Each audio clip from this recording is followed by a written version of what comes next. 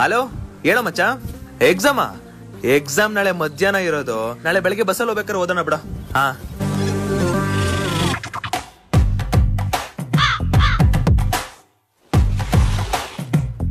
Hello ಮಚ್ಚ, ಇದೇ cost theta ಅಂತ ಒಂದು ನೆಟ್ಫ್ಲಿಕ್ಸ್ ಅಲ್ಲಿ ವೆಬ್ ಸೀರೀಸ್ ಬಿಟ್ಟಿದ್ರು, ನೋಡ್ತಿದ್ದೆ ಮಚ್ಚ. ಓ ಮಚ್ಚ, ಹಾ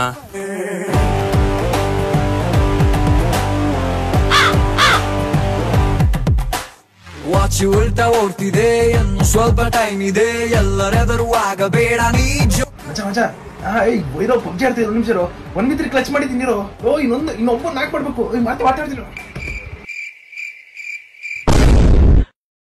ಮಚ್ಚ. ಪಬ್ಜಿ ಅವರು ಕೇಳಿ ತಪ್ಪಾಗಿ ಹಾಕಿದ್ರು, ಲೆಕ್ಕಾಚಾರ ಮಾಡ್ತಿದ್ದೆ.